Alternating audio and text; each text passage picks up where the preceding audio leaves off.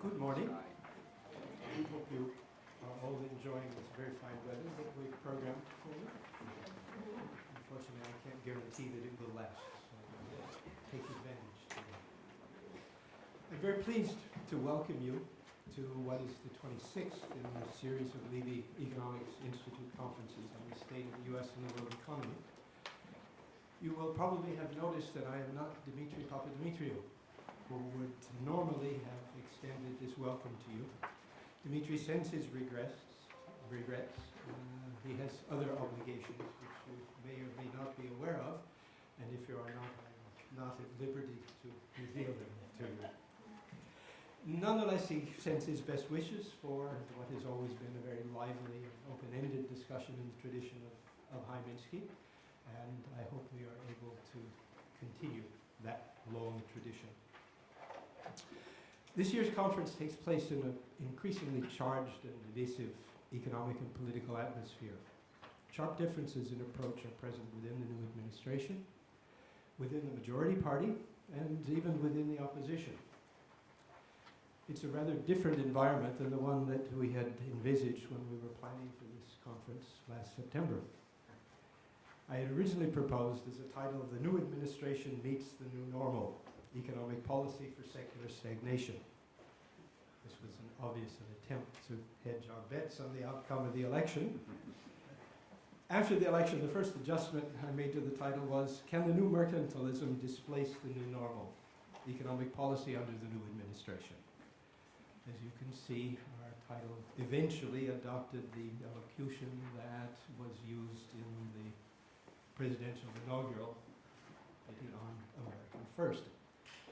My intention was really not to cause recollection of the old America First Committee of the pre-Second World War that attempted to encourage isolation on the part of the United States in the face of the emerging European conflict.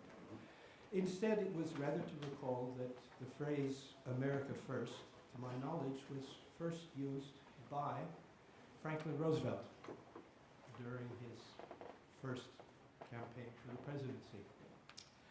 At that time, Herbert Hoover had resolutely refrained from government intervention in support of the growing masses of the unemployed for fear of interfering with the operation of the market mechanism in producing recovery from what was presumed to be a temporary cyclical downturn. Recovery was just around the corner for his entire term.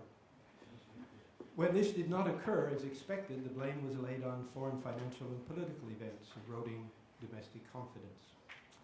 For Roosevelt, Hoover's policy implied that farmers and workers must wait for general recovery until some miracle occurs, by which the factory wheels will revolve again. But he went on to note that no one knows the formula for this miracle, and he instead argued in favor of direct measures to, and I quote, "restore prosperity here in this country by reestablishing the purchasing power of half of the people of the country. In this respect, I am for America First." Instead of the miracle of spontaneous market recovery, Roosevelt promised to take action to defend the condition of what came to be called the forgotten man by offering him a New Deal to protect from the ravages of bankers and industrialists. The simple substitution of America Great for New Deal suggests that there is an important similarity between the rhetoric and indeed the target audiences of the two campaigns.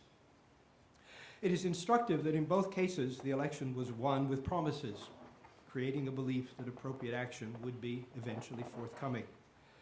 We know from history how Roosevelt proceeded by experimentation, by trial and error, and by what at the time were considered audacious and radical economic policies. The question before us today is how the experimentation of the new administration may be directed to fulfill the campaign promises to bring about America First recovery. It was not the specific measures of the New Deal, which really did not even exist when Roosevelt first entered the White House, to restore purchasing power of farmers and workers, nor was it the organization by the federal government of the various alphabetized institutions.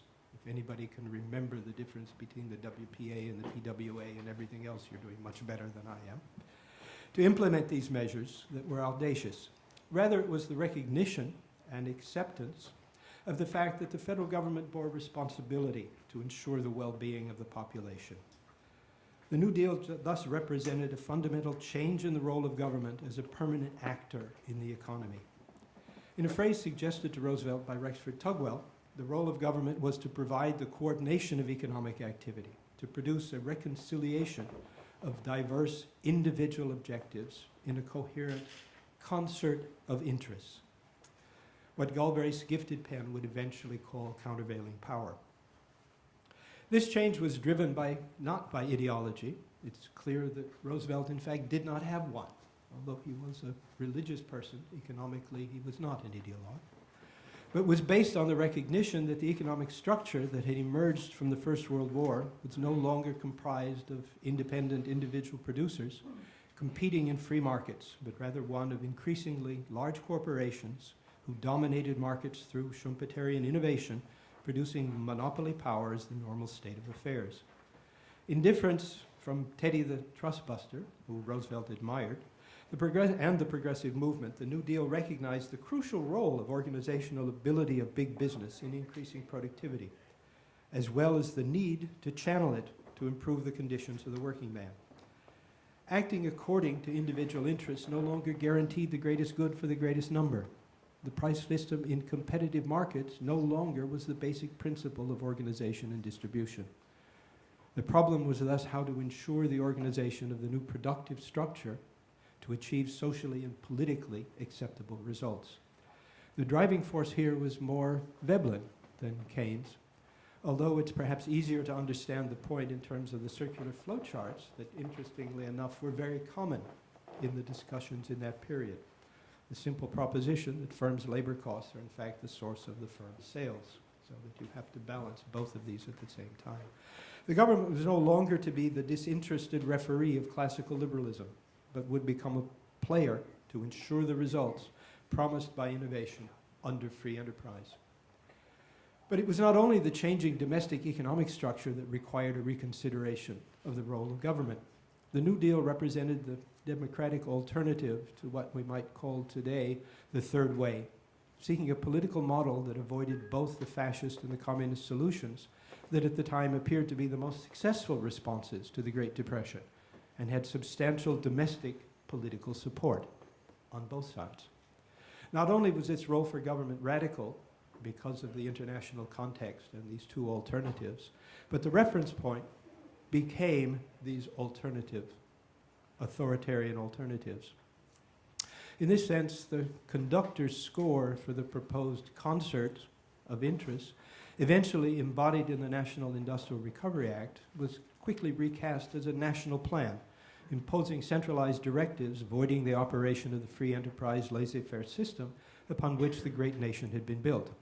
Indeed, most of the New Deal was built on executive orders, creating new agencies to produce regulations designed to coordinate the opposing interests of labor and industry. What in current discussion is called the administrative state, the calls to remove regulations and agencies to liberate free market initiatives, were already very present in that period. The criticism was thus not of the measures taken to support the forgotten man. It was the fact that they were taken by the government. It became easy to make the argument against the pretense of knowledge, rather than recognize the implications in the change and changing economic structure as the way to avoid the road to serfdom. But as Walter Lippmann pointed out in a book, which he started at about that time, called The Good Society, this criticism of the New Deal is based on the same error as those liberals who adopt John Stuart Mill's conclusion that, and I quote, laissez-faire, in short, should be the general practice. Every departure from it, unless required by some great good, is a certain evil. But for Lipton, the whole effort to treat laissez-faire as a principle of public policy and then to determine what should be governed by law and what should not be was based on so obvious an error in thinking that any aspect of work or of property is ever unregulated by law. In a community, there is no such thing. All freedom, all rights, all property are sustained by some kind of law.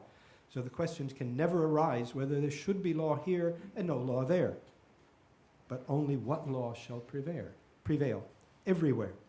He goes on to make the point that the defense of the laissez-faire system soon impedes freedom because it presumes, and again I quote, the prevailing social order is the only one that can be truly progressive.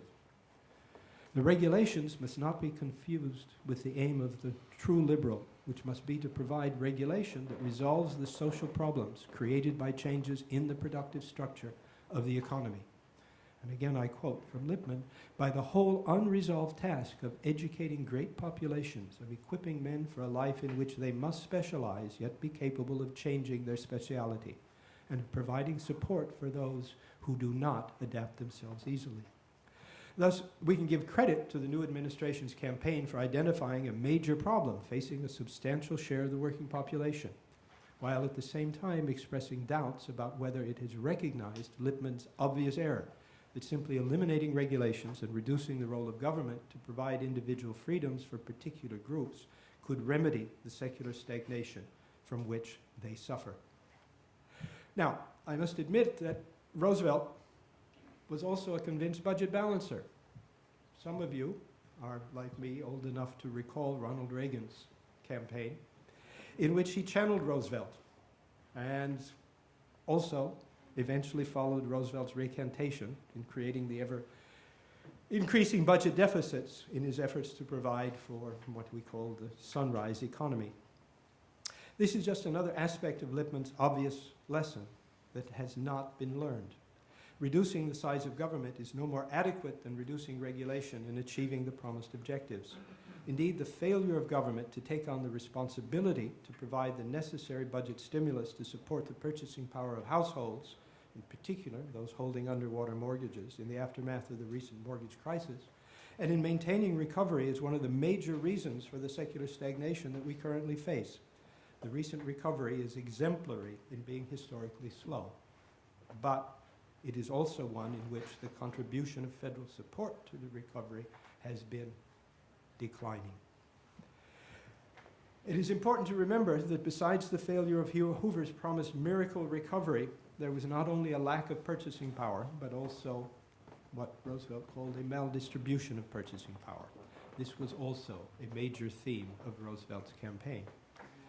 As noted above, as the campaign progressed, the European financial crises and the decisions of the major European countries to go off gold became very important in explaining the failure of the appearance of the miracle of recovery.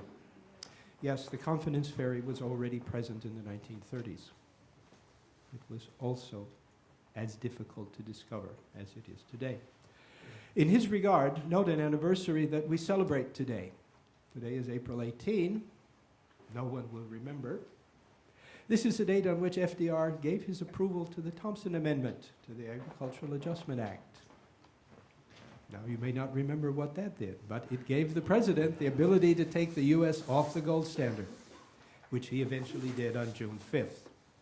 Note the important addition to the powers in the amendment that were included in the decision of June 5th, the suspension of the gold clause in private contracts.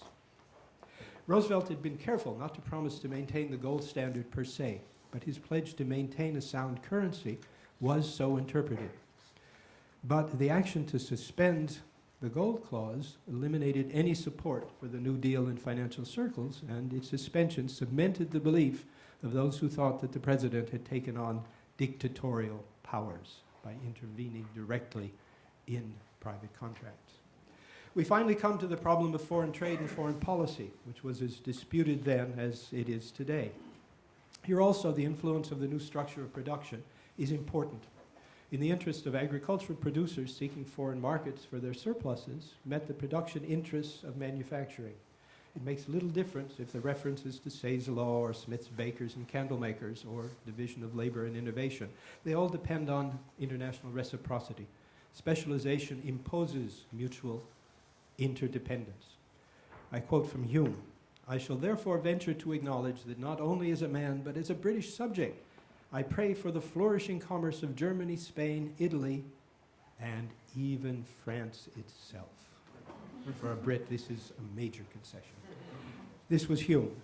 One of the important aspects of the New Deal's concert of interests was that the orchestra was also composed of foreign as well as domestic players. And while they could not be expected to buy up all of the agricultural surpluses of the United States if they could not sell their manufacturers in competition with US producers, if all countries were expanding, then all could sell more agricultural goods and manufacturers. Clearly, national self-sufficiency is a policy for a war economy, which is a planned economy. Trade restrictions, such as those that attempt to steal purchasing power from foreigners, are just as much an imposition on individual liberty as any other type of regulation. To this end, we will have two panels dealing with the impact of the modern American First program on both our trading partners in Europe and those in South America.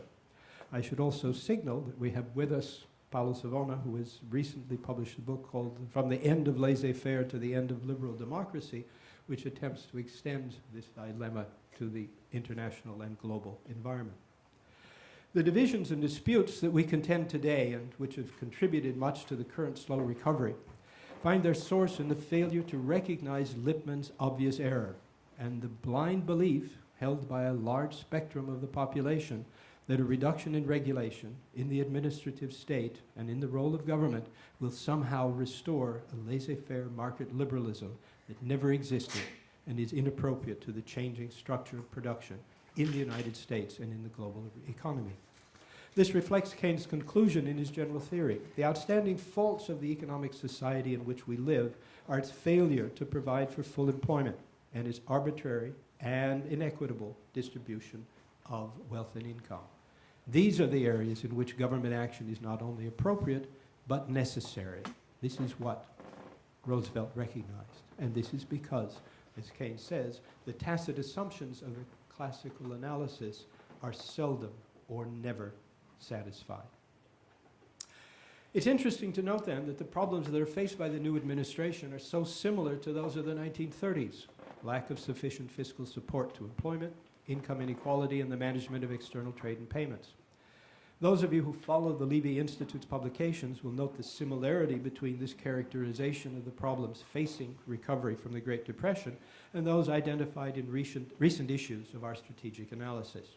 While it would not be appropriate to recommend New Deal policies to the current environment, it would be appropriate to note that the current battle cry of reducing the size of government, of regulation, risks repeating Lippmann's obvious error by failing to recognize the responsibility of government in dealing with the failure of social conditions to adapt to changing productive structures. In this regard, one cannot resist the opportunity to mention Minsky's proposal for an employer of last resort program as a modern substitute for the New Deal employment-creating measures that provides a remedy for both the problems of the government's fiscal support for expansion and the problem of personal employment. There's one final area of similarity with the experience of the New Deal that is important to raise. As you know, Minsky was the architect and inspiration of this conference series. In his planning notes for the first conference, which was held in November 1991 under the title Restructuring the Financial Structure of Economic Growth, Minsky emphasized the importance of structural reform of the financial system as the prerequisite for more sustainable growth and employment. That conference took place in the aftermath of a major real estate crisis that produced considerable changes in the institutional structure of the financial system, some through the purging of unsustainable institutions, others through regulatory and legislative responses. Minsky's idea was to bring economists from the academy and professionals and officials facing issues in private finance or in regulatory public policy to the Levy Institute to discuss a new institutional framework. At that time, the discussion was centered on the attributes of universal banks relative to bank holding companies and whether it would be appropriate to allow non-financial corporations ownership of financial institutions. I contributed to this discussion with a number of policy pieces, most of which were not published, but are available on the Minsky archive through the Institute's website, and I urge you to consult them if you have not done so. In looking at these papers, you will see that I, despite my best efforts, was not attracted by the universal banking model, of which I was increasingly favorable, having spent a great deal of time in Europe. He instead opted for an adaptation of the bank holding company model in which each subsidiary dealing with a particular banking function would be separately capitalized from the holding company itself. This approach has more recently been under discussion in the Lawson Report and the idea of what was there called ring fencing. Tom Honig recent proposal reflects some of these ideas, and I presume tomorrow morning he will be advancing a further discussion of these ideas. But Hy's discussion really went beyond barriers or fences to deal with the problem of deposit insurance, suggesting that while insurance might be maintained, he was not convinced that this was a good idea, much as Roosevelt was not convinced it was a good idea. It would be most appropriately applied, Hy suggested, to the asset side of the ring-fence subsidiary than to its liabilities, that is, providing insurance to the risky investments that the banks made. The idea here was to support the risk-taking function of the banks while defending the safe security payment system. He was also, in this regard, favor of the introduction of community banks and organized a Levy project in that direction. Esther George, I think, has also been recently interested, who is speaking this morning, in that particular topic, and it's one that the Institute has taken a continuing interest as a response to the required change in institutional structure.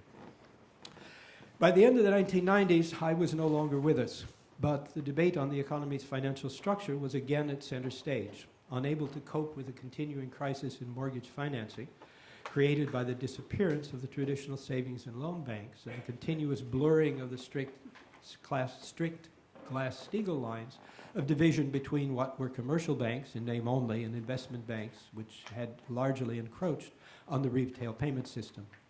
Banks took on universal functions, but within a holding company structure, absent the separate capitalization of the subsidiaries that Hy had proposed.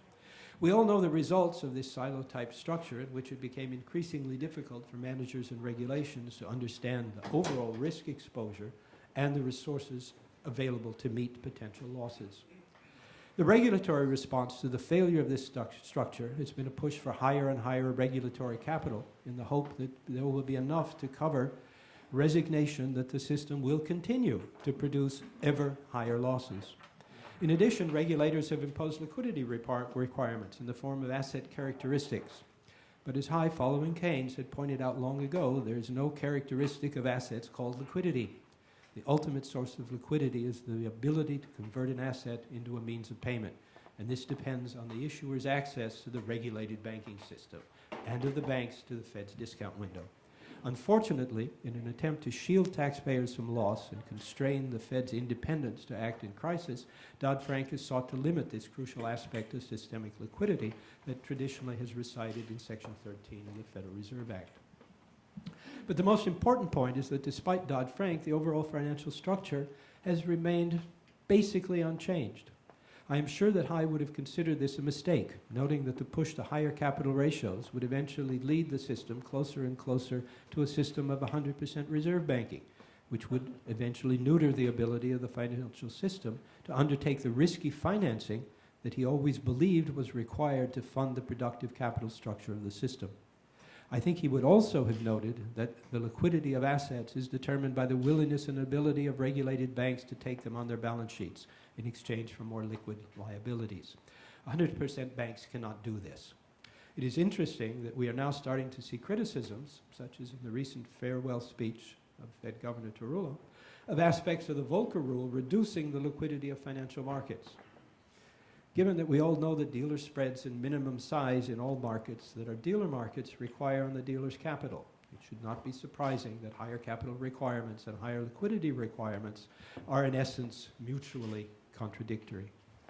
So we are back to the initial question that Hy faced, how to change the institutional structure of choosing between the Hensarling emphasis on capital requirements as providing a free pass on banking activities, to refining the holding company structure, as in the Honig proposal, or Elizabeth Warren's return to Glass-Steagall. All three proposals are currently in front of Congress, and I am sure we will hear further discussion of these issues during the conference.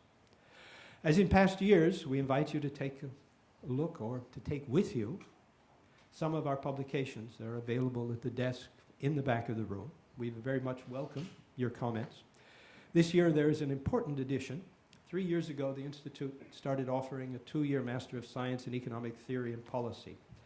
Last year, the first graduating class closed out their year by launching a blog with the title, The Minskys. You will also find a print of some of their contributions in the desk on the back of the room. And we are extremely proud of the way in which they have been able to absorb the thinking of Minsky in their training during our master's program. We welcome you. Enjoy the conference, enjoy the nice weather, enjoy the beautiful gardens. We hope you will find the presentations and discussions thoughtful. I again express Dimitri's regrets for not being able to be with us today, and I thank you very much for your attention.